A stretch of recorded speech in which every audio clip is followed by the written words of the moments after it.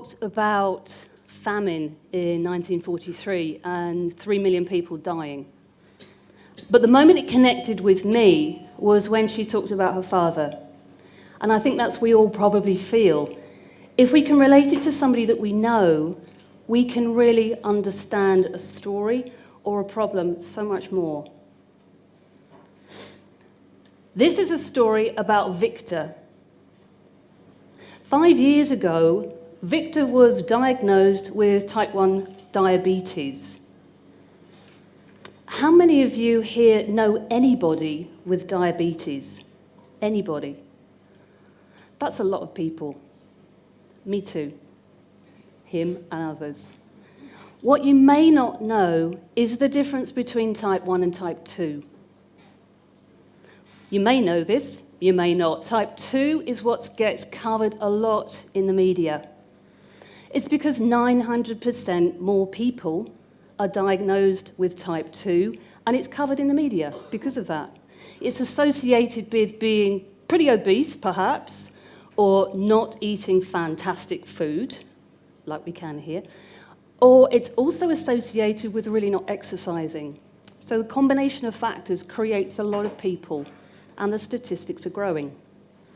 But the great news about type 2 is it is reversible. That's possible. The big difference with type 1 is that it's not reversible. And the moment that you get it, the moment you continue to have it for the rest of your life. It's an autoimmune disease. Your body just stops producing insulin. And you need to introduce insulin to your body so that you don't die. So 5 years ago, Victor was diagnosed with type 1. And at that point, his doctor gave him the standard equipment, which was a cup to measure his liquids and his foods. He gave him a rigid meal plan, no deviations, no donuts. He gave him a rigid schedule as well to inject insulin. And the other thing he gave him was a paper pad and a pen to write down his progress. Victor thought at that point that his life was not going in a great direction, but he also thought, my God, it's like having a serial killer in the background waiting to strike. It changes your life completely.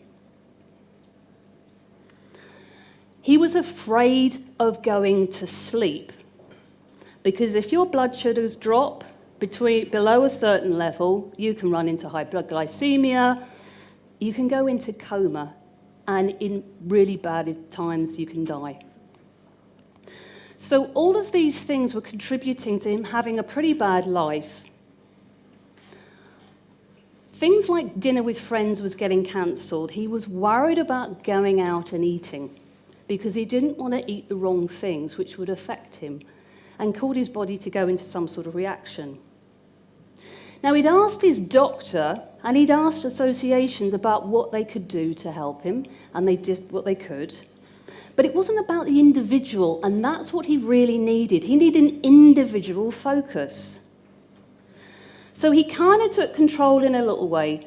He looked around the internet, as we all do, Googling away, and he looked for apps and systems that could possibly help him in order for him to control his disease.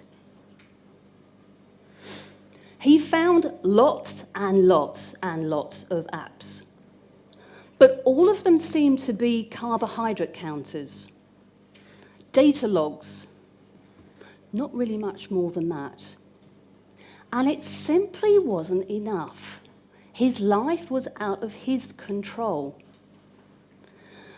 So, at that point, he decided to rock the status quo. And that's what he did. He took control and he fought back. What he did was he did what we're all trying to do now. He stopped looking upwards to find solutions. And instead, he spread out. He looked for his peers. He looked for teams of doctors, and he found them. He found technicians. He found people that would help him build a system. And he built it. And what it does is fantastic. It's about him. It tracks him. It tracks his changes, what he ingests. It tracks his exercise. It remembers what he did 3 months ago, so he doesn't do the same stupid thing again. And it's like having his own personal coach on his shoulder, making sure that nothing goes wrong and preventing things from happening in the future, which is a huge bonus for the healthcare system as well. So he's connected real time. He's got his support, but he can live his life. He can take his control. So we are now in the age of convergence. They said in Seattle, we're talking about it here, we are all connected. We're all twittering like crazy. We're all looking at all these different social media sites. We can find information if we want it. Digital information is everywhere. We just need to go and look for it. But they can find it in China through the Great Firewall. We can do it.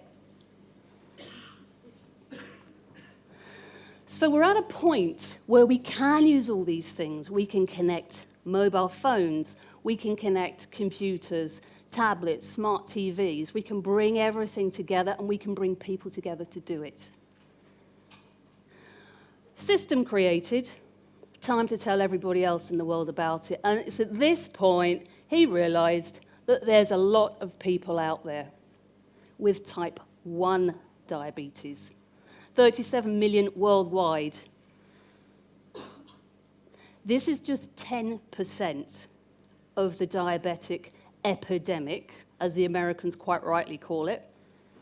Just 10%. The other thing that in the 37 million is that you're going to see some famous names here and there standing up and talking about it, which is terrific. But let's remember, I could get type 1 tomorrow. So could you. We don't know what causes it. People get it everywhere. Rich, poor, famous, infamous, doesn't matter where you live. It doesn't even matter what football team you support. It doesn't care either about the cost to the healthcare system. This is globally, annually. And, quick addition, this is for the adult population. This is not for the children. And children are particularly prone to type 1 diabetes, the juvenile diabetes, prolific in the under 5-year-old age group.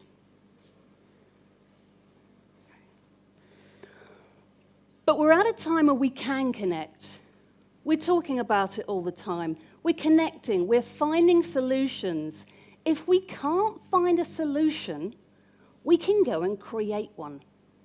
And we have all the means possible now to tell everybody else about it. It's not just TED, but it's good. We should be reaching out to people. We should be finding solutions. Who's got a smartphone?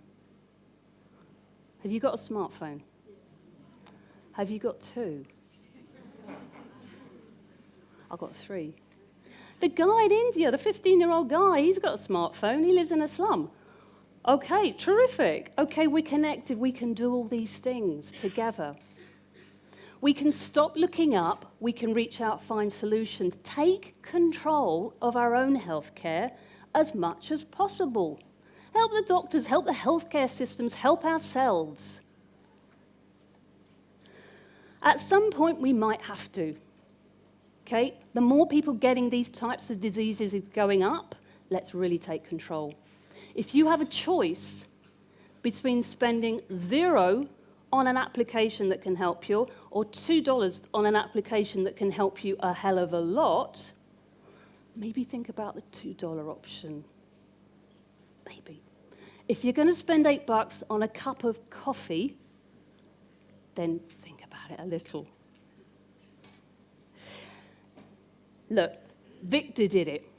Victor created a solution that helps him eat what he wants to eat.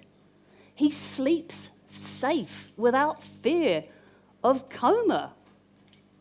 He's done it. You can use his kind of product. You can use another kind of product. But the main thing is, you can. The decision is now in our hands. Please tweet